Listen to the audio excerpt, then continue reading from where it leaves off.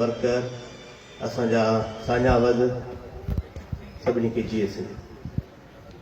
असांजी party 11 February खां हिन दौरे जी शुरूआत कई आहे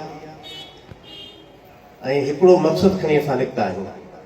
उहो मक़सदु हीउ आहे त गुज़िरियल 3 ॾहाकनि खां जेका पार्टी असांजे सूबे में असांजे वतन ते हुकुमरानी करे थी ऐं जॾहिं त बलदियाती चूंडूं वेझे अचनि पियूं त हुननि बि हिकिड़ी प्लानिंग कई आहे पंहिंजे माण्हुनि खे, ग़रीब ऐं मिस्किन माण्हुनि खे यरगुमाल करण लाइ उन्हनि मुख़्तलिफ़ तरीक़ा इस्तेमालु कनि पिया।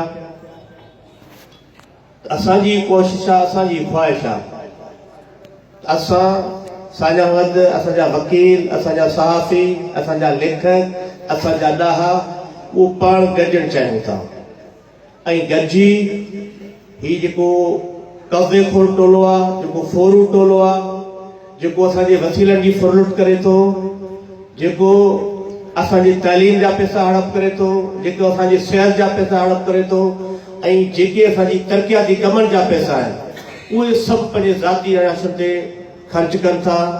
उन सां मुआद वटि करण लाइ असां निकिरी पिया आहियूं इन उमेद सां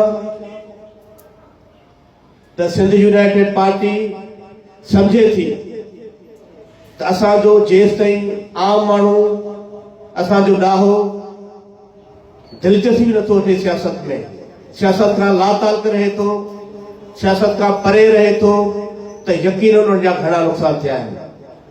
उसूलनि इहे थियणु खपे त जेको बि असांजो ॾाहो आहे, जेको असांजो दानिश्वर आहे, जेको असांजो लेखक आहे, जेको असांजो वकील आहे, जेके असांजा शऊर रखंदड़ माण्हू उन्हनि खे क़ौम जी रहनुमाई करणु खपे, उन्हनि खे क़ौम खे सही दब ॾियणु खपे, उन्हनि खे क़ौम जी अॻुवाणी करणु खपे। पर अफ़सोस हिते ईअं कोन थो थिए ऐं हिते ग़रीब जेको आहे सो ग़रीब, मिस्किन, पोरियत, लोअर क्लास जो माण्हू, मिडिल क्लास जो माण्हू पंहिंजे सिंध जा जेके बि मसइला उहो खणी सियासत करण जी कोशिशि करे थो ऐं पंहिंजे माण्हू खे जोड़ण जी कोशिशि करे थो, पंहिंजे माण्हू खे जेको आहे सो जेके मसइला आहिनि उन्हनि जी आगाही ॾियण जी कोशिशि करे थो।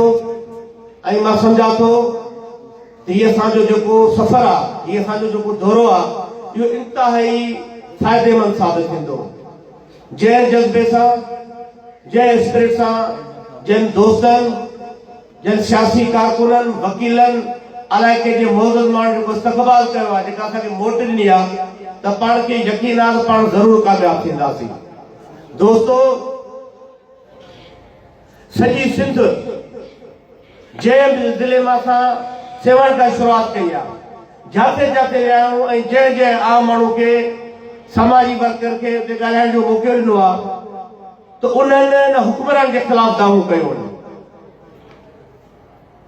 कंहिं बि माण्हू हिन हुकूमत जे हिमायत में न ॻाल्हायो आहे। पर अफ़सोस जॾहिं चूंडुनि जो वक़्तु अचे थो त तव्हां असां सभु जेके ख़ुशूसी तौर ते पाण खे साझावर सम्झनि था उहे जेको आहे सो अकबर आउदान उन्हनि वॾेरनि खे, उन्हनि भोतारनि खे कामयाब करण जे लाइ, जंहिंजे करे सिंध जी वॾी तबाही थी आहे, बर्बादी थी आहे, त असांजी पार्टी इन जे करे निकिती आहे त असां तव्हां गॾिजूं ऐं इन करप्ट जेको वॾेरा आहिनि, जेके करप्ट कामोर आहिनि, उन्हनि जो मुक़ाबिलो कयो।